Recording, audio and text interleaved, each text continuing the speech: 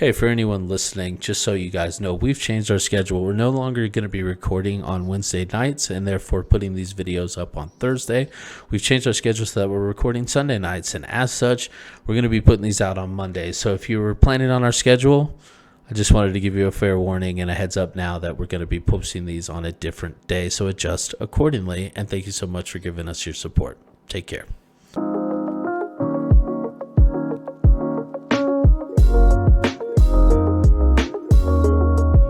Hello and welcome everyone to the Best in Slot Radio podcast, a podcast focused on Final Fantasy XIV, its game design and features, and how well it compares to other games on the market.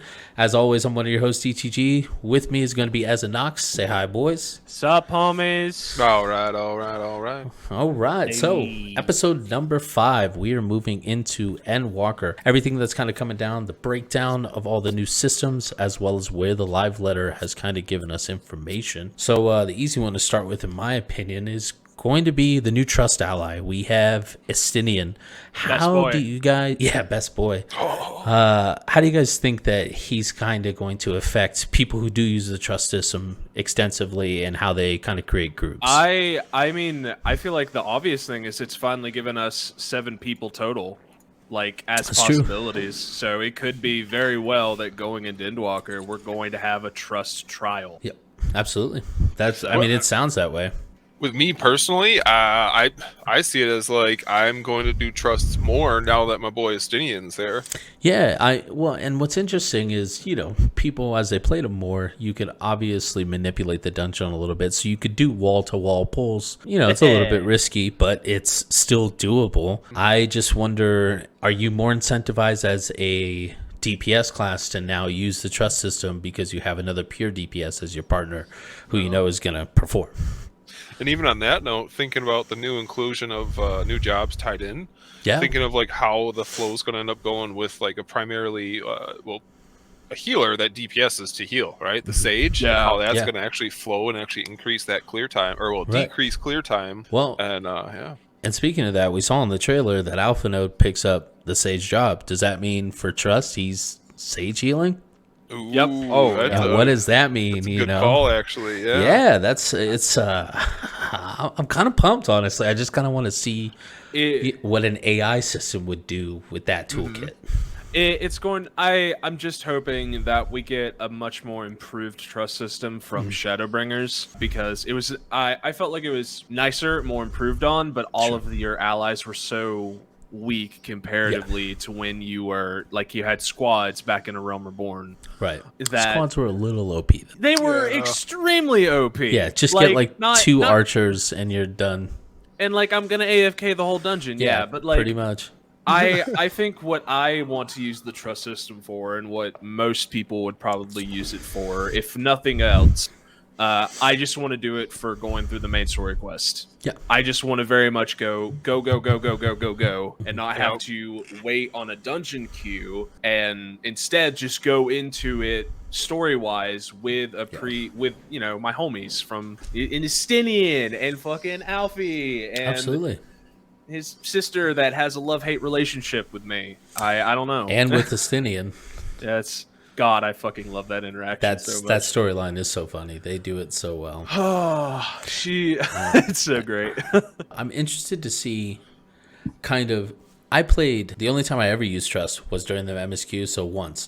So essentially that was 5 dungeons that I ever used it. And to be honest, it felt, like Nox said, it felt very slow. So with that being said, I'm hoping that there's a pacing that they've kind of addressed. I also think that because it was only the first iteration of it, that they've had time to kind of improve the AI, especially to new dungeons that they created kind of hand in hand with the thought process that you could use the Trust throughout. Yeah, from the player basis perspective, I'd see how that would want to be much improved. But it's also this weird system, right? Like, you have a way to clear dungeon content and group content in an MMO without other people. Yeah. How good do you want that to be? True. Exactly. There's got to be a certain limiter on that to not dissuade people from working with other people. And I feel like the limiter in Shadowbringers was you get insta queues, but it's a lot slower. Yep. Yeah. That's a fair trade-off. And that's what I was just going to say. I think that's that balance that they have to strike to make sure that you incentivize people to play with others, as well as, hey, if you're not feeling it, you can do this content. You just have to sacrifice a little bit more of your time. Yeah. Another thing is I'm okay with that. You do have to level them up. Like right.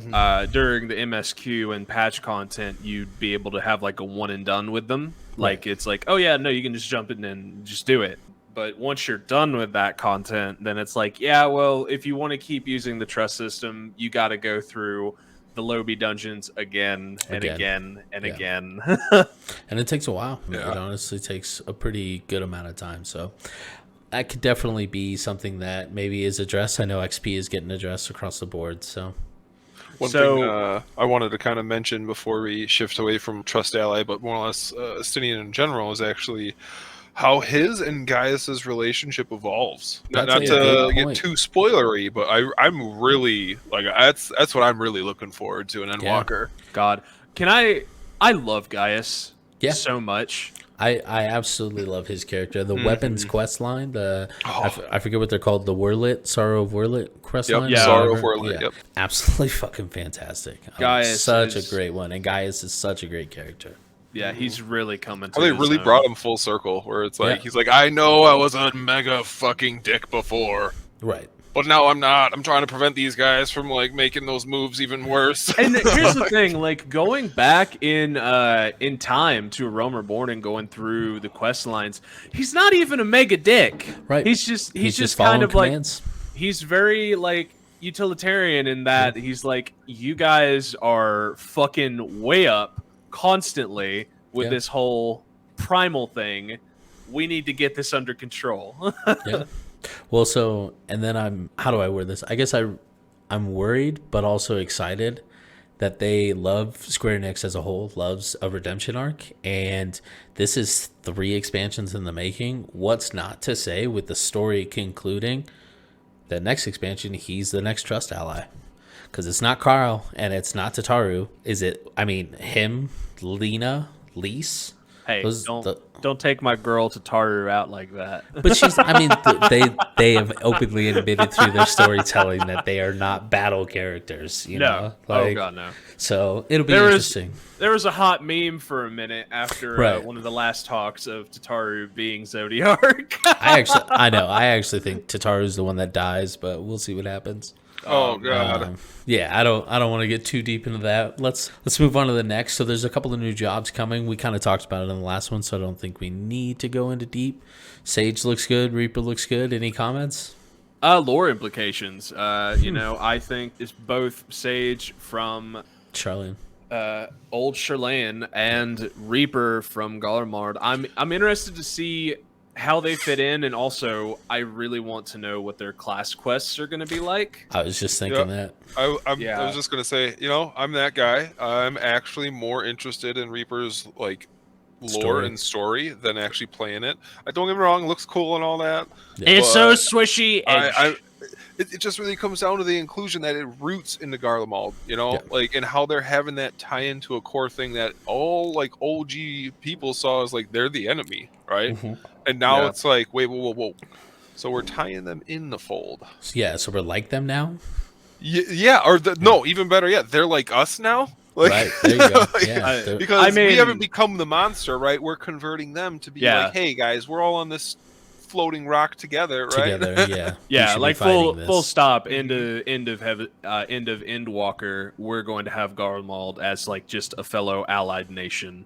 I wouldn't be surprised if our buddy the Black Wolf ended up leading Garlemald. I'm just going to say it here. I think that like the post story content is going to be us literally rooting out the corruption step by step.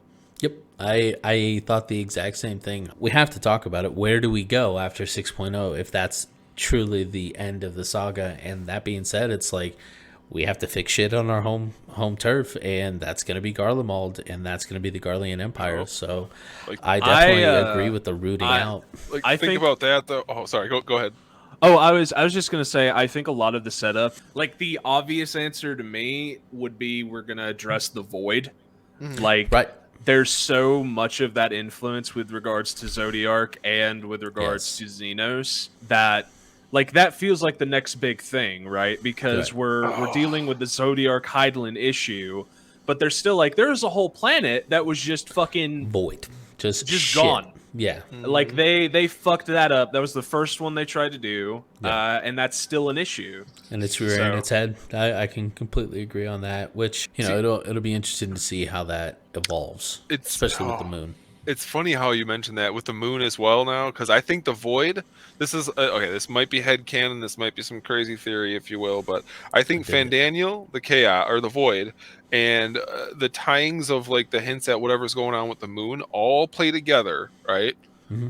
And once we get through whatever the hell that really is going on, we're gonna be left with Xenos as he is, right? And he's gonna be like, "Nah, we're still on for this shit," right? And then that's actually the end boss, so to speak, right? Of actually clearing out all of like the corruption in Garlemald. Yeah, but I can see it. Oh, I could definitely see it. Like he's the final boss of Pandemonium. Yep, like it doesn't start with him. It actually, well, I wouldn't say that. I mean, I guess it depends.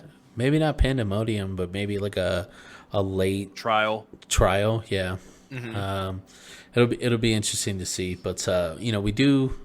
Let's move on. We do have new dungeons coming. We've only been able to see one, Tower of Zot from the media tour, so everyone else is kind of on the same grounds.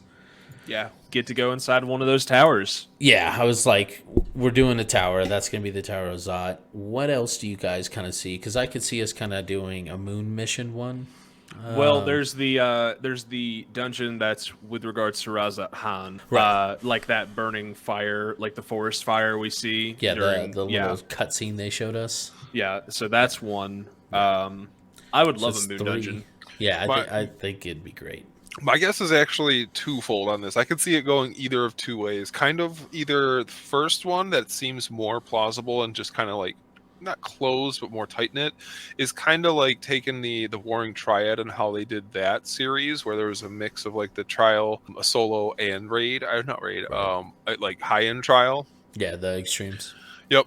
And then, or I think they might actually go with like how they did, like it's like a recent example, like Edenverse, where they do like the sequential like 4 of different segments throughout it.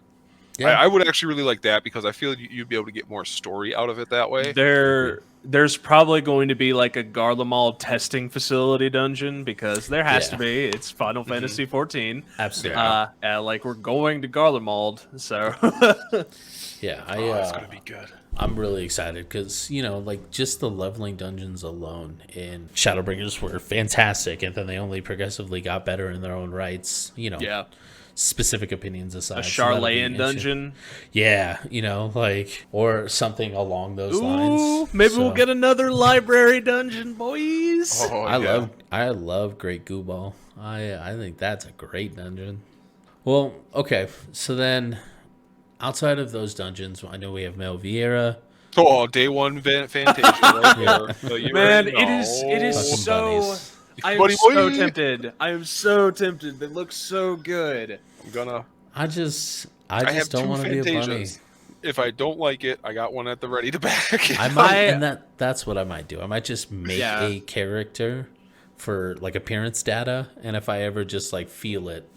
All right, because I've got 2 left, so it's not like I can't, Not only that, but like I've got a few Fantasia on the side just because I got some in a sale forever ago. Yeah, but like I got my Rain and Aura or Zayla, 2 different auras just ready to go, just whatever I'm feeling. Yeah. But man, everyone's super hyped about it. Like it was a meme.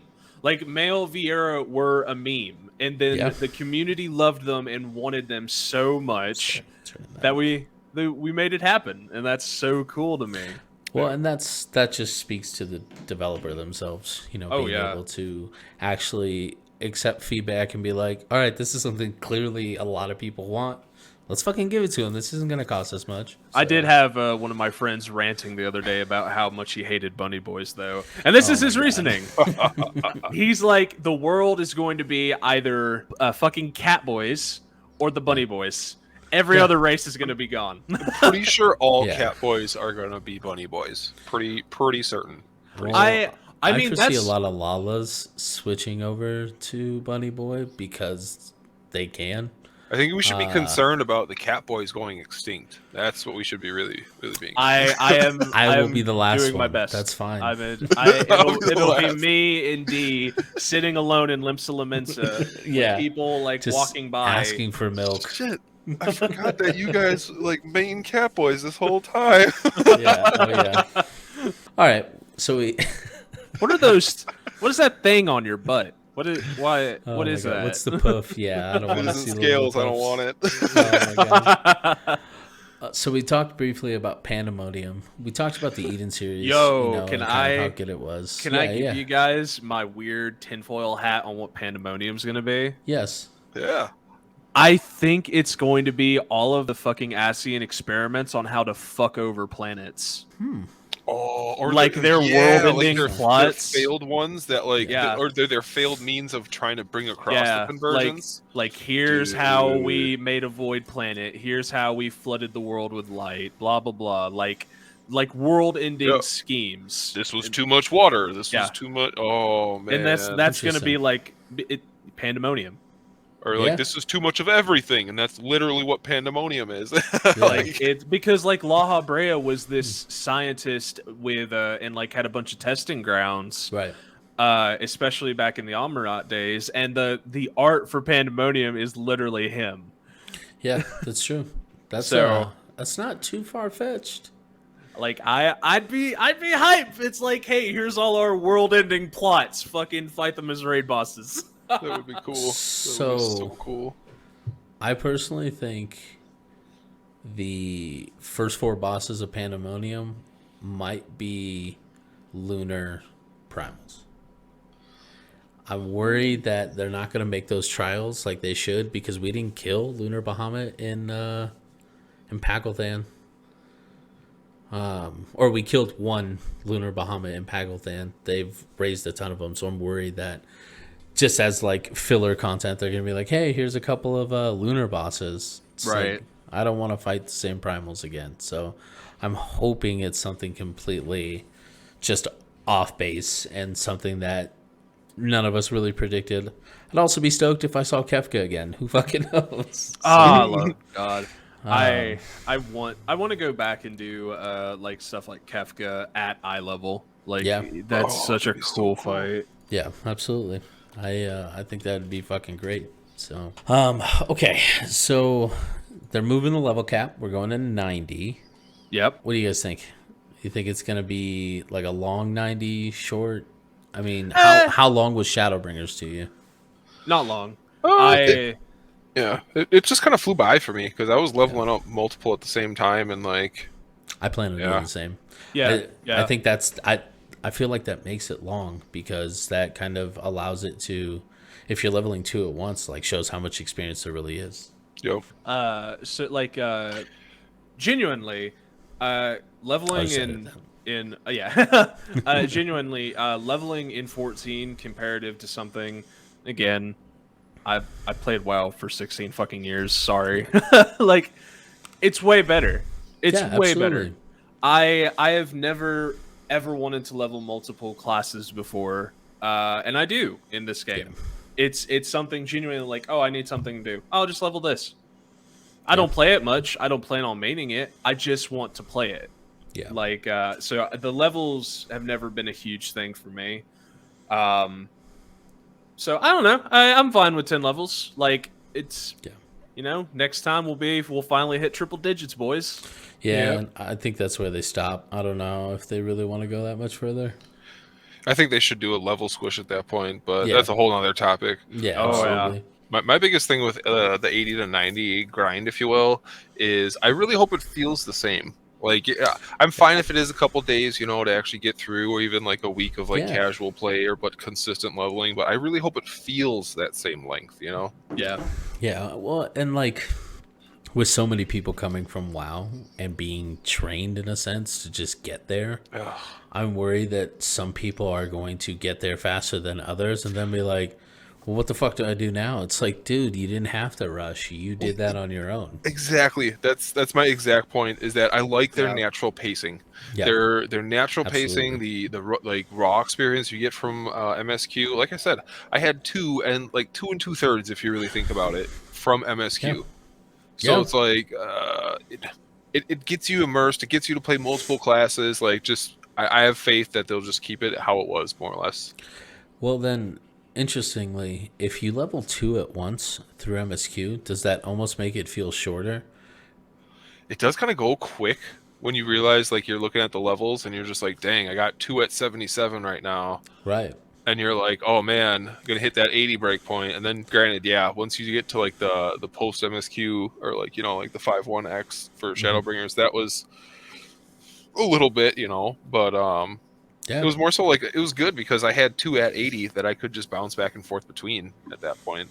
Yeah, I've been debating what to do, but I mean, I'm definitely loving 2 at once. It's just finding out who those 2 are. So we'll see how it goes. So you guys got on me in a previous episode for having not got on to the Near Alliance raids. Yeah. Drum roll, please. I still haven't done them. You motherfucker. Every time I log on, I'm just like, I got to get the Scholar up. So the Scholar's finally at level 71.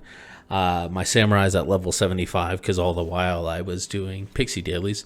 And I'm going to make a hard push this week to complete Scholar so that all of my healers are at 80, complete Samurai, and that'll be the end of my leveling.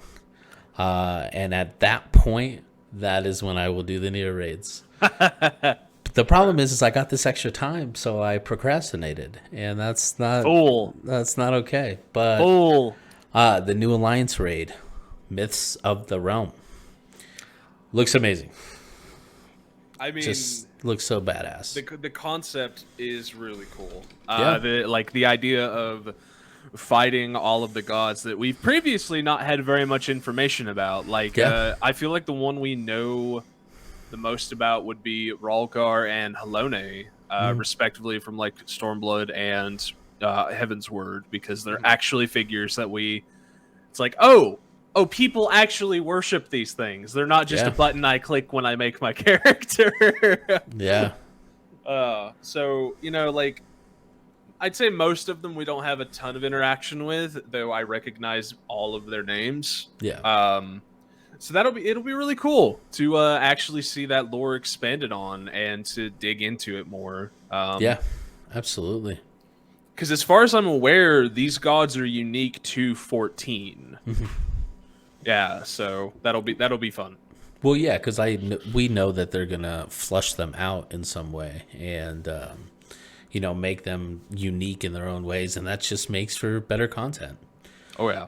You know, I really am excited. I think them kind of being able to start over and build a new narrative gives them so much creative range that they can go any direction, and it's fantastic. I mean, who wouldn't be excited to not know? Because that's one of WoW's biggest downfalls if you're a raider. The fucking PTR.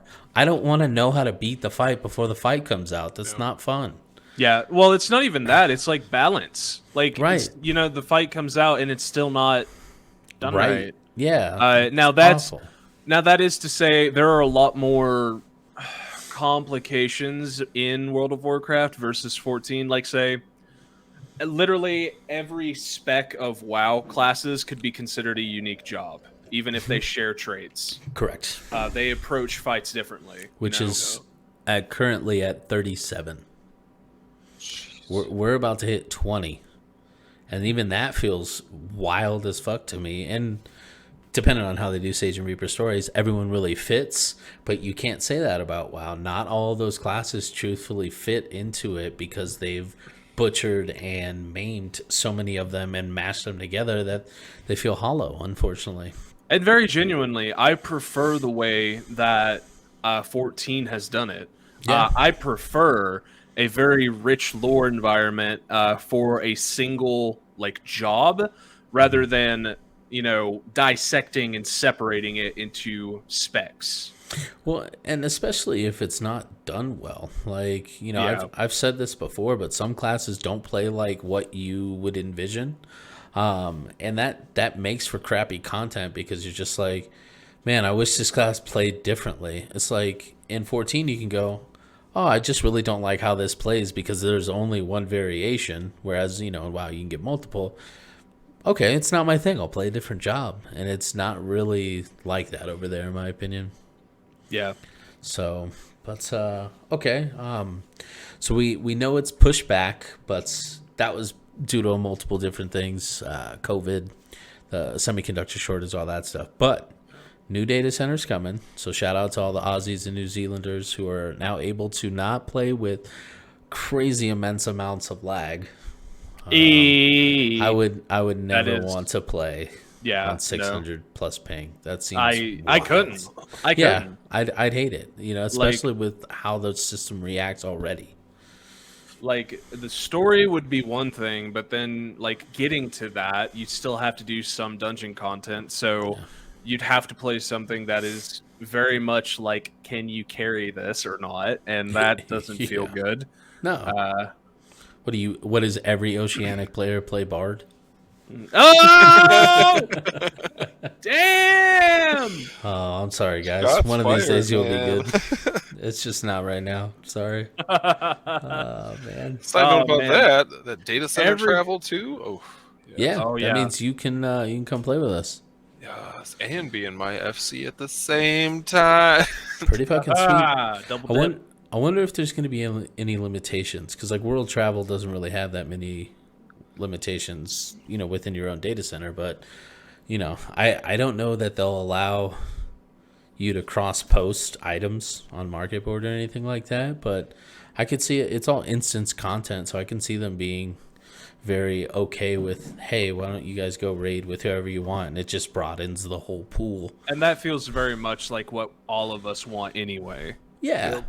Well, I understand the limitations that they had because they set it up that way, but now that they have the technology to move it forward, that just incentivizes even more innovation to let more people play with more people, so it feels that much more alive. Like, the game is already crazy alive right now, and then you add in the fact that you can go anywhere you want. Fuck, man, I might go over to Japan just to start start learning Japanese. Like, why the fuck not? Seriously, like, there's no reason not to. It's nothing but incentive, and what a great little quality of life addition that they never needed to do. I'm sorry, I'm really gushing about it because I'm really stoked on what the potential is for the game. Yeah, I'm definitely hyped for data center travel. It'll be nice to know that, if you want to raid with somebody, you just can. Yeah. You just can. Yeah. And that for the people who want to high-end raid, especially in the US, they don't all have to come over to Aether. Yeah. Because it already has that, yeah, fuck you, Primal. Right. Jesus. I didn't say it. Yeah, I didn't say it. Nox is okay. I see how it is. I think it'll be very, very interesting to allow freedom of choice, but also what does that do to Road to 70 buff?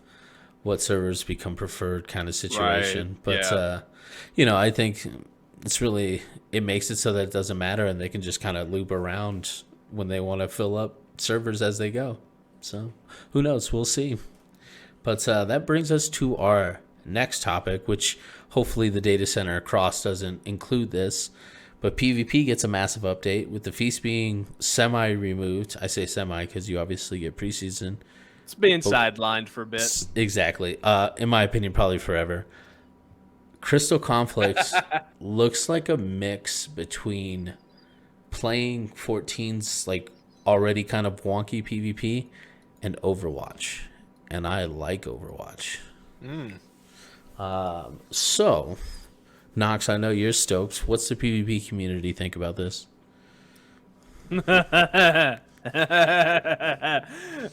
So, I mean, it depends on like who you're asking. I think across the board, it's genuinely excited because we have been wanting a lot of updates to PvP for a very long time now. Sure. And believe it or not, we're not just getting updates with regards to getting the Crystal Conflict. There are more updates. Yeah, there. So, like, firstly, like, what is the Crystal Conflict for people that aren't in the know? It's going to be 5v5. It's going to be casual, ranked, and custom matches. Those are going to be something you're going to be able to make. There are no role restrictions, so there's no like You're not queuing into a tank position. You're not queuing into a healer position. It is just 5v5. Now, they did mention there will not be job stacking, so you're not going to queue into a group with 3 bards. Right. That's not going to happen Ludicrous. to you. Yeah. They will have skill-based matchmaking, which, very similar to the Feast already, as it is. Right. So they're like rankings and stuff. Like you said, it's push-based gameplay with like moving a payload, the crystal, along a route. Mm-hmm. What I thought was really cool is there's going to be distinct maps with like advantages and disadvantages, and like one of the pictures they showed as an example just had a bunch of fire around one of the paths. One of the ways you can go. So it's like you have to think on the fly and make decisions based on what map you're playing on. There's also going to be, they're adding more distinctive PvP actions. Right. PvP actions, and job-specific adrenaline rushes, which are kind of like, the ults that we use. They are removing role-based actions because there aren't going to be roles anymore. And these changes, and this is what I was talking about before, they're across the board PvP. Like, so that's why I kind of agree with you that the Feast is dead. Yeah. Because what's the point? If they're removing roles and role-based actions, then that's a huge part of the Feast, because the Feast still has roles. Well, and like you had pointed out in a previous episode, is the queue times, because you are restricted to those roles, make it not conducive to gameplay. And I'm sure during their feedback loop, they're probably hearing constantly, the Feast queue's taking too long. The Feast queue's taking too long. Our players are upset, and they don't want that. They have a history of being like, okay, how can we fix this? And I think until they kind of let the Feast go out and be a non-ranked version of PvP, that's the only way it's coming back, is to just casually be there for the people who want it without the role restrictions and let it be. I just don't see otherwise. I don't see them killing off the Feast entirely, but I don't see it being a thing again until they've massively reworked it to fit their new parameters. Right. Which means it may never come back as a competitive thing. Right. It may or may not. I don't know. We'll see. I guess last question I have for the conflict is, do you think, since they have 3 different modes, custom, ranked, and I forget what the normal one is called, will the normal one be like Frontline and provide XP? Yeah, for sure. So like they were talking, one of the things they were talking about is the reward systems, and like the tentative name they've given it already is a series, but basically, think of if you've ever played something like For Honor or any FPS game, it's a season, it's a battle pass, right. But just it's smaller and restricted to a patch cycle or 2. Like you may get one we're going to get one at the start of Endwalker, and it may last till 6.1 or 6.2. Okay. They mentioned that they will be longer than PvP seasons are.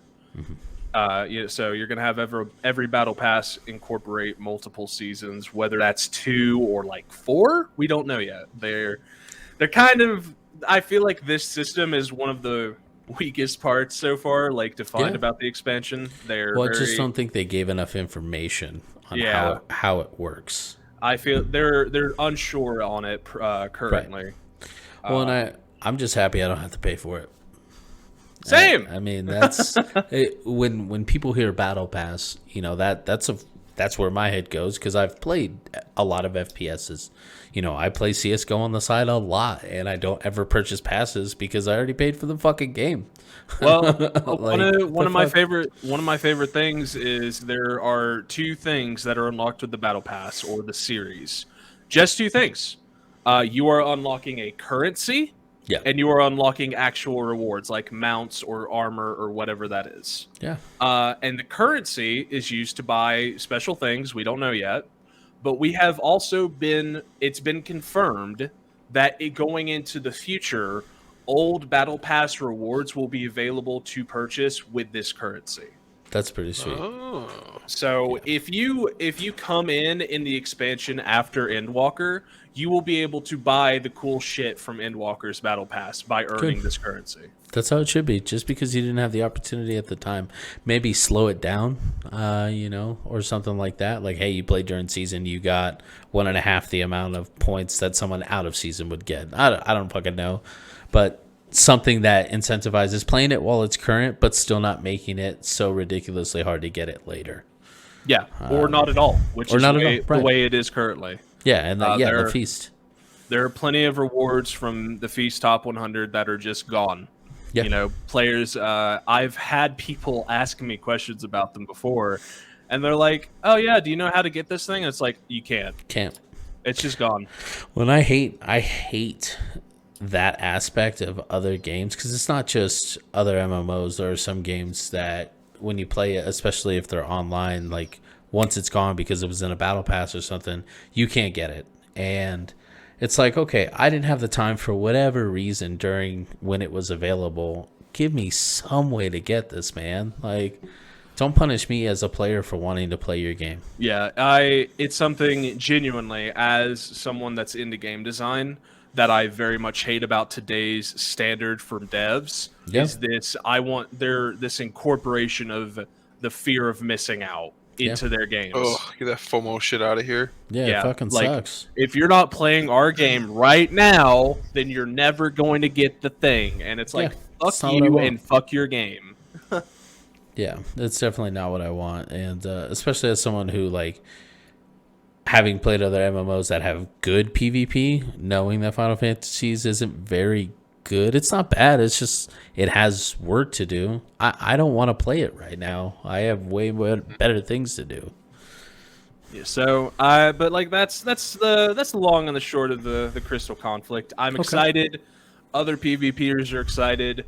If anything, this is going to get more people trying it. And that's all we want. Exactly. Yeah, it brought in that community, especially with it not being ranked, because I wouldn't want to try the feast. I know there is non-ranked matches, but the whole point is to get those rewards. So I don't know. Yep. We'll see how it plays out. But moving on, we have, as with every new expansion, we've got new crafting and gathering recipes, or new crafting and gathering job leveling. So that comes with new recipes and new gear. Can either of you tell me why the fuck everyone's making coffee biscuits or cookies or whatever the fuck that is? Yeah, there's a high turn-in for levy quests that returns a shit ton of money in one given week or one given day. I think it is, with the amount of turn-ins they let you.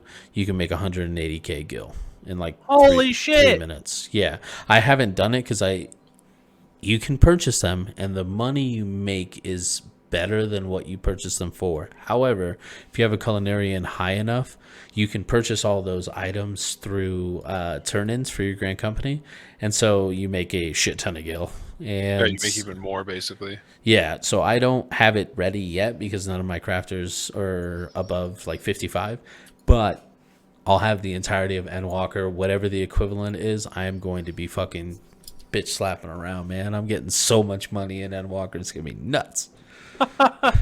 Nice. So I mean, there's really not much to talk about. We kind of know how the progression goes. They use recipes from the beginning trials to make weapons, and then gear progressively gets better throughout the expansion, and at the end of it, you can essentially buy pre-raid gear from crafters by the end of the expansion. There is such a community based around crafting that I feel like we would be like, I want to, like, for the podcast and also for myself, I want to, in Endwalker, get into crafting. Yeah, that's exactly why I'm doing it. Yeah. I want to be able to have a structured conversation and understand what people say when they're like, yeah, I just pentamelded my gear. I hear the term all the time. I have no fucking idea what it means. I've never heard that before. I know what it means, but I've never. Yeah, I understand. Yeah, so you want to get more control and perception. When you're crafting and gathering. I guess in gathering gear, you can make your materia that much better by pentamelding. It's crazy. There's like a whole subset of what happens when you're at max level. Not only that, but then like the actual success rate of melding that so actually low.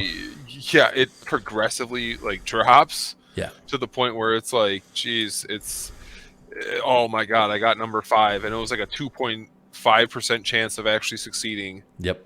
It's ridiculous. Yeah, it's something crazy, and it's something I just want to be able to talk about, and I'm excited because I love the crafting and gathering system, so I'm really pumped to be able to get in on it. So The real cool part though is that pentamelding is also for like min-maxing with rating. You know, like you can still pentameld your other gear. That's actually why people mainly do it, is to like squeeze out those extra stats for like pushing raids and progging. Orange parses. And that's what, that's why I want to be more educated on the subject, is so that I can, be the best version of me while content is still relevant. Because I came in so late, like I was doing Titania EX while everyone else was doing E12S.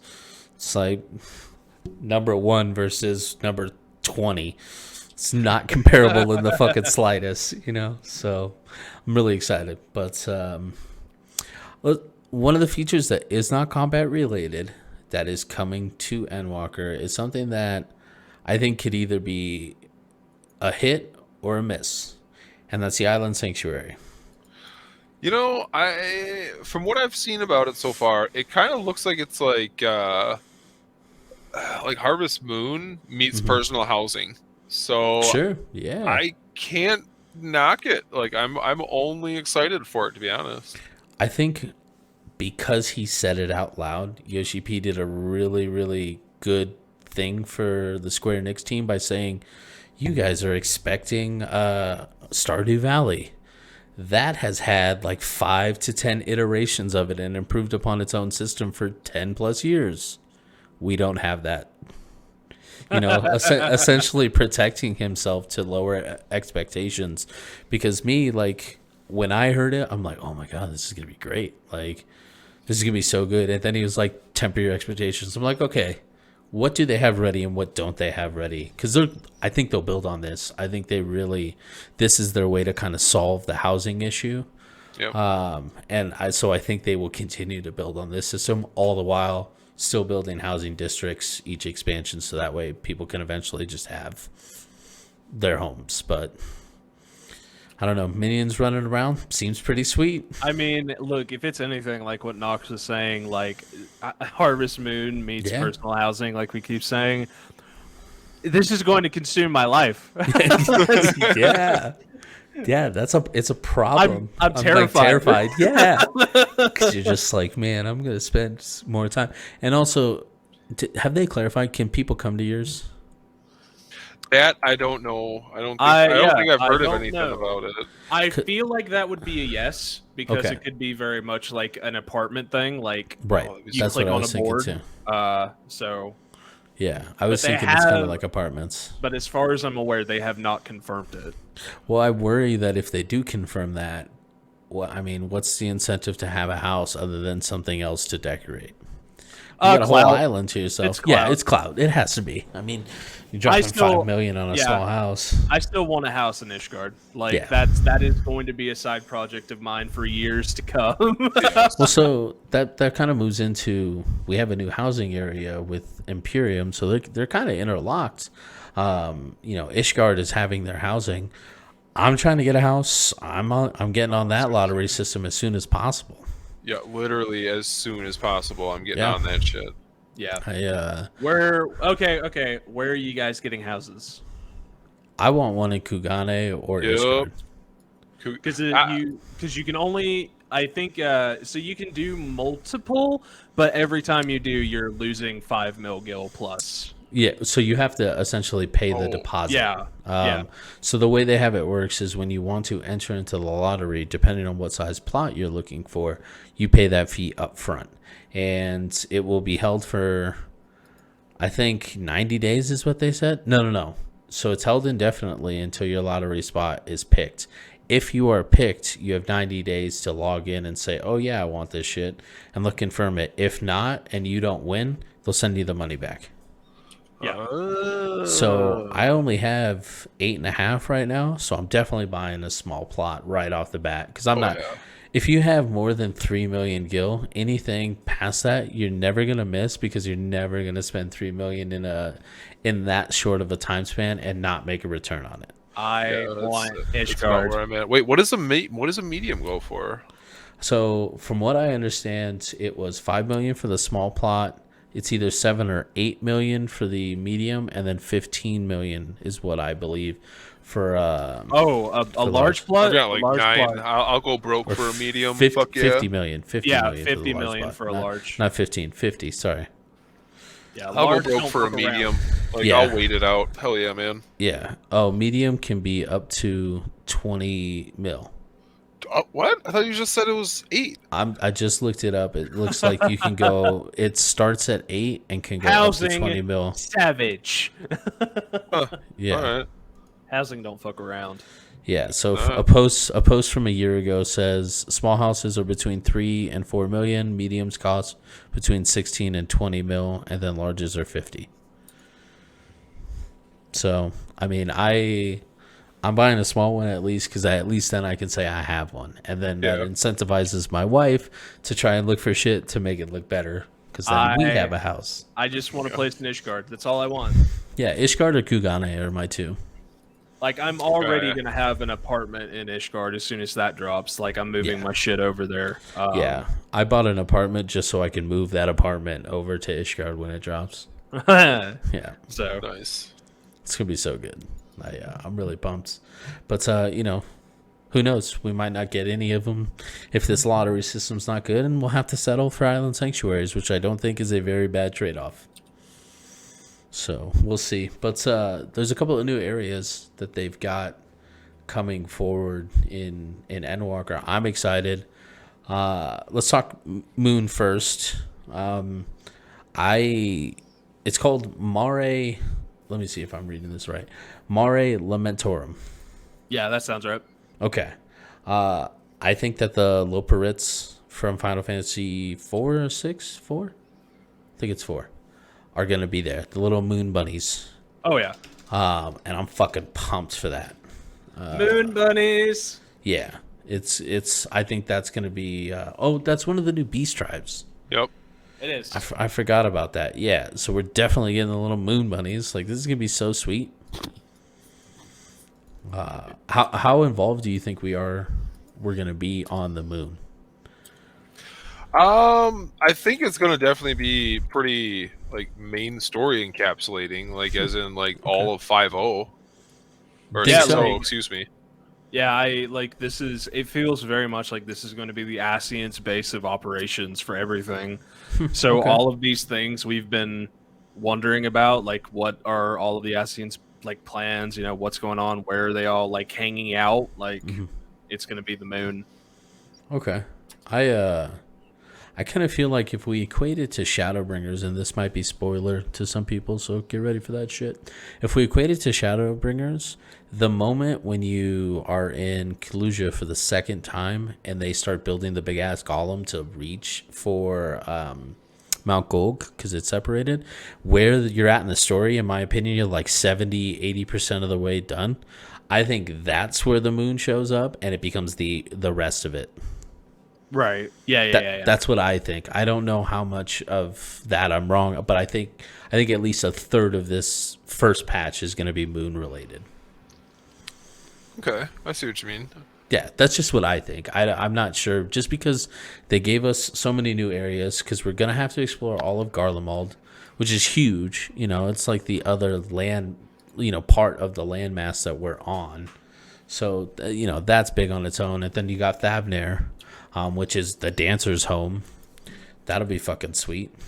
It's like Thavnair is so purple. Yeah, well, it's like colorful. Just all of the colors are just. Yeah. Well, it's Rod's Athan.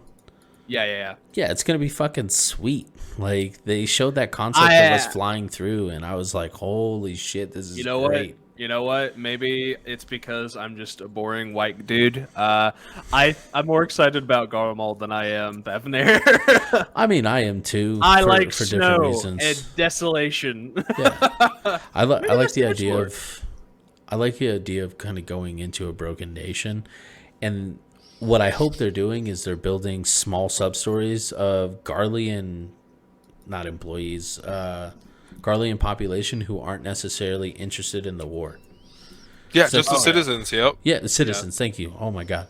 I think not only Garlemald, but kind of its surrounding areas, I think they're going to have us, like, essentially setting up bases, and we're going to have to, like, interact with the townsfolk, and I think there's definitely going to be a large portion that are like, we don't want to be a part of this. You know, like, we just wanted to be here. Speaking of people that don't want a part of anything, so old Charlayan and all of that, and you know, I don't know if we're going to be going to Thavnir first or if we're going to old Charlayan first, but at some point we have to deal with Alphino's shitty dad and all his like, oh, I don't want nothing to do with any of this. I think pacifism on the Garlean side. I think they have their own agenda, and it's going to play into the content after we're done with Xenos and all of this bullshit. is that what they're doing though? Are they waiting to see who wins what side, or do they kind of already know and they're moving their plans forward in the background? I feel like they're playing this hand of there's a bigger threat that you aren't aware of yet. And that's what we're going to have to deal with moving past Xenos. That's kind of what I'm thinking, actually, is that, like, that's actually Fandaniel's part, if you will. Like, he knows more, and that's why he's, like, such a fucking fanatical kind of dude, if you will. Yeah, that's not wrong. Yeah, that's not something I even thought of. I should have thought about that. Like, that could very well be something like... because people think that the moon base that the Loporrits are a part of is also part of Charlayan's stuff. Yeah. So it could be that, you know, Charlayan, they got an opportunity to magically get to the moon somehow, and they discovered all of the Ascians' plots and devices and all of these other things that we haven't seen any of the machinations for. Right. And they're like, this is fucking bad. And like that's gonna be our thing. Like 6-1 is like everything is gonna start taking place on the moon, and like, what is this big thing? How can we address it? Where is it at? And then like, oh, we have to go to the void world. Blah blah blah. You know. Yeah. That's what I'm thinking. Because like I don't think Alphino's dad with his like Alphino's grandfather being who he is and Alphino being who he is and Alize, like, I don't feel like he's being an asshole just for the sake of being an asshole. There is a reason that he is very much, I want no part in this. I'm busy. I feel like he wants the kids to take action, and so he was like, I'm just gonna be an asshole to inspire them to beat me, to stick it to dad. That's what I think. Don't come to me for help. You handle this yourselves. Right. Kind of show me what you're worth. You don't have my name anymore. So show me a way to earn it in a sense. And I think that's kind of the hand he's playing. I'm super stoked. There's so many different fucking ways this can go. I'm so clueless. We all just want it to be here. Yeah, I'm just ready. We're at what, like 16 days at this point? I'm ready. Fucking ready, man. When does early release start? Friday, the 3rd. The 3rd. Yeah. So we're getting close, and what all do we got for early release? What's everything? Yep. Everything. Oh shit. So did you not do early release for anything else? Oh no. I haven't. No, this is my first time going into an expansion launch. So the way they do it is they want you to pre-order so they can. Everyone thinks it's a money thing, and a part of it is. Let's not even joke about that. But they want to know their server stress because each launch has progressively gotten better, but they're still not flawless. So they do that, and they incentivize you by the earring. But I think realistically, they're going to see a crazy amount of people, so they give everything there so that they can incentivize you to purchase now. But also, if you don't, their servers have time to kind of get fixes in before everyone else gets access to it, because it's only 4 days. Yeah. But I'm pumped. They give you full reign to everything, and they have asked creators to kind of hey, if there's going to be spoiler, please say something. Please let people know ahead of time so that way you don't spoil it. Don't do any, like, YouTube, for instance, has all the creators I watch have been like, thumbnails. Don't fuck up with thumbnails. Because that's a big one. You know, that could definitely lead to spoiler. Like, if Van Daniel's fucking dead on your thumbnail, I'm gonna be pissed. Nothing would make me happier. I'm gonna be pissed that I didn't know about it before I saw that, and then I'll be like, God damn it. Let me experiencing watching him die, please. Yeah. I need that. Well, and not to get too sidetracked. Oh, sorry, again. Oh no, I meant watch him die again. Yeah. Not to get too sidetracked. I talked about this on my personal channel. Make sure you guys turn off your /say, your shout, yell, and then titles. Because I was here for Heaven's Ward, and I was one of the victims who had to see a new title, Nidhogg Slayer, on someone before I got there. Damn. And I'm gonna tell you right now, that was soul crushing because I was like 6 quests away. I was really fucking close, and that hurt. It hurt a little bit. I'm not gonna lie. I'm getting upset about it. Yeah, no, I will definitely be doing that Thursday before the end begins. Yeah, turn that before off. the end begins. And then I am just going to no life the MSQ. That's all I want. Yeah. Everyone's like, I'm gonna go on Main Reaper, and it's like, I want MSQ. I am gonna do the Sage, and I've already got a plan on how to get him to 71 in like 20 minutes, 30 minutes at most. So I'm pretty pumped on that one. Stock up your journal. So journal will be ready for completion. I'm also going to, because early access is on a Friday. I'm not going to be able to come till later in the day because of a holiday work party, but I am going to my challenge logs. I talked about this on my channel. The challenge logs, I'm going to basically 90% them.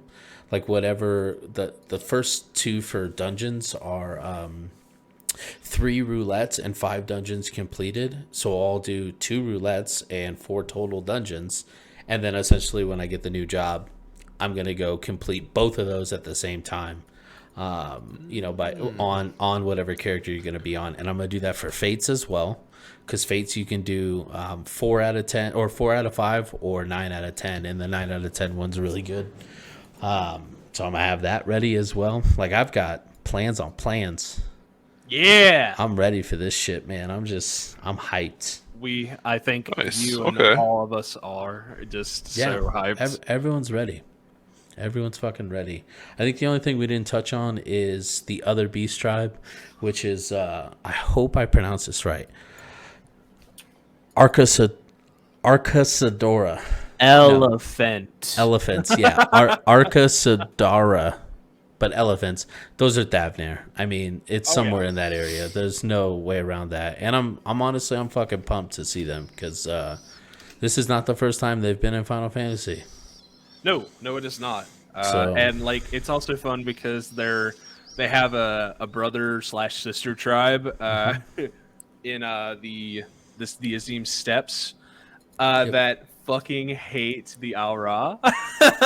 Yeah. So it's gonna be awesome. Ooh, I wonder if any of that's gonna show up. Yeah, I'm fucking pumped. This is gonna be great. I think that the tension between the Aura and what's that tribe called? The elephants. I can't pronounce it though. I'm like trying to figure this out. Elephant people. It's like Arcasodara. Like that can't be right. I don't fucking know. But the tension is gonna be. I mean, Arcasadara looks right. Yeah. Yeah, I hope so. We'll see. These guys come up with some weird names. Okay, so that's kind of the bulk of our episode. Is there any kind of closing thoughts from anybody? What you're hoping for? Where you think the story might go? Any more tinfoil hat theories? I'm genuinely like, that's just, you guys. That's my tinfoil hat. Like moving forward, I think we're going to see through Pandemonium and also, like you were saying, on the moon itself, all of these other things that the Ascians were dealing with that we have no idea about, and they're gone. We're killing them. We're killing Zodiark. Like, we're gonna have to deal with it. Yep. Knox, anything from you? It's going to be interesting. I don't know. I guess kind of got to see how it plays out. I don't know. Yeah, no, that's totally fine. My tinfoil hat, I guess, is this is going to be a expansion that features old characters that are on redemption arcs to then band together with us. And I'm not just talking Gaius, I'm also talking the return of my boy Nero.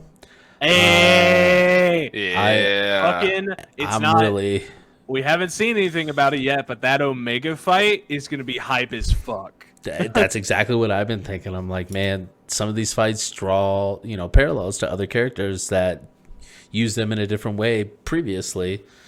They're on redemption arcs. Square Enix loves those redemption arcs. So, just as part of your wrap up, yeah, would you want to see a redemption arc for anyone else? Like, do you want to see Xenos get redeemed?